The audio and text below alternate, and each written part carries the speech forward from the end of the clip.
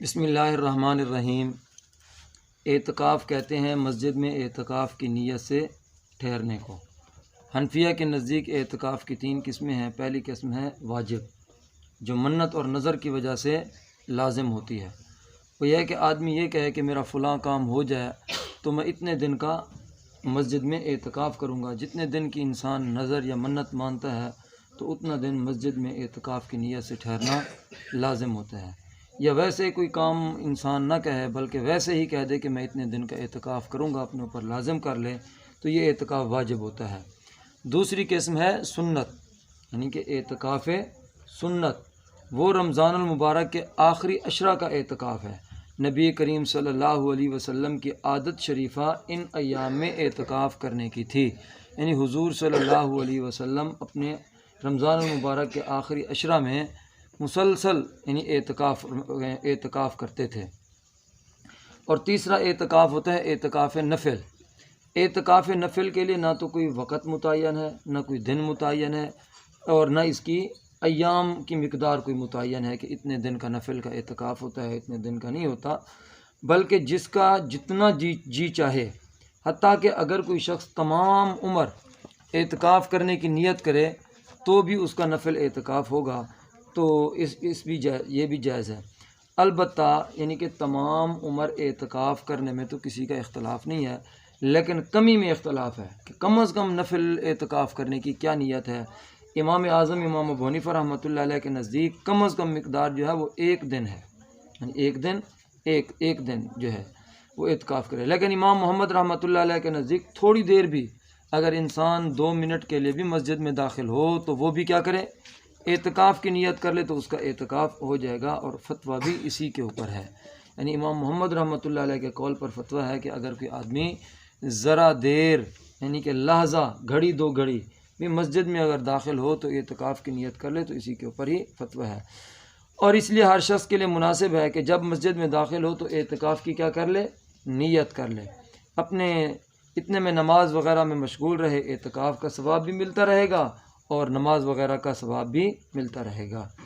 تو اب دیکھیں کہ حضور اللہ رب العزت نے اعتکاف کے بارے میں خود قرآن پاک میں فرمایا، وَإِذْ جَعَلْنَا الْبَيْتَ مَثَابَةً لِلنَّاسِ وَأَمْنًا وَاتَّخِذُوا مِن مَّقَامِ إِبْرَاهِيمَ مُصَلًّى وَعَهِدْنَا إِلَىٰ إِبْرَاهِيمَ وَإِسْمَاعِيلَ أَن طَهِّرَا بَيْتِيَ لِلطَّائِفِينَ وَالْعَاكِفِينَ، کہ اللہ رب العزت نے حضرت ابراہیم علیہ السلام اور حضرت اسماعیل علیہ السلام کو حکم دیا ہے کہ تم طواف کرنے والوں کے لیے اور اعتکاف کرنے والوں کے لیے میرے گھر کو کیا کرو، صاف کرو۔ تو گویا اعتکاف کا ثبوت قرآن پاک سے بھی ملتا ہے اور حضور صلی اللہ علیہ وسلم کی زندگی سے بھی ملتا ہے کہ حضور صلی اللہ علیہ وسلم نے اپنی تمام عمر رمضان المبارک کے آخری عشرہ میں اعتکاف فرمایا۔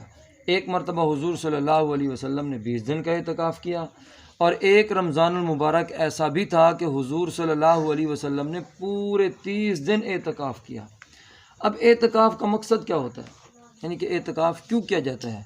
اعتکاف عبادت کے مختلف طریقے ہیں، ان طریقوں میں سے ایک طریقہ عاشقانہ طریقہ جسے کہتے ہیں وہ اعتکاف کا ہے۔ اس کی صورت یہ ہے کہ انسان اپنے قریبی رشتہ داروں سے، اپنی بیوی سے، اپنے بچوں سے، اپنے بہن بھائیوں سے، اپنی جائیداد سے، مال سے، ساری چیزوں سے یعنی علیحدہ ہو کر مسجد میں چلا جاتا ہے، اپنی لو اللہ سے لگا لیتا ہے، یکسوئی کے ساتھ عبادت میں مشغول ہو جاتا ہے تاکہ میں اپنے اللہ کے ساتھ راز و نیاز میں باتیں کر سکوں اور اللہ رب العزت سے اپنی تمام حاجتیں۔ ایک بزرگ ہیں وہ فرماتے ہیں کہ حضرت عطا خراسی رحمۃ اللہ علیہ وہ فرماتے ہیں کہ جو آدمی اعتکاف کرتا ہے تو وہ زبان حال سے یعنی اپنی حالت سے اس بات کا اعتراف کرتا ہے کہ باری تعالیٰ میں تیری دلہیز پہ آ چکا ہوں، تیری چوکھٹ پہ آ چکا ہوں، جب تک تو میری بخشش کا اعلان نہیں کرتا میں واپس نہیں جاتا۔ تو 1 دن، 2 دن، 3 دن، 4 دن، حتیٰ کہ 10 دن اگر کوئی آدمی اپنی اس حالت کا اعتراف کرتا رہے کہ باری تعالیٰ میں تیری چوکھٹ پہ آیا ہوں، تو اللہ رب العزت کی رحمت جوش میں آتی ہے اور اس آدمی کی بخشش کے فیصلے فرما دیتے ہیں۔ اور دوسرا اعتکاف کا مین مقصد جو ہے، اعتکاف کیا کیوں جاتا ہے؟ اعتکاف کی غرض یہ ہے کہ ان ایام میں شب قدر یعنی لیلۃ القدر خیر من الف شہر اس رات کو تلاش کرنا مقصود ہے کہ آدمی لیلۃ القدر کو تلاش کرے۔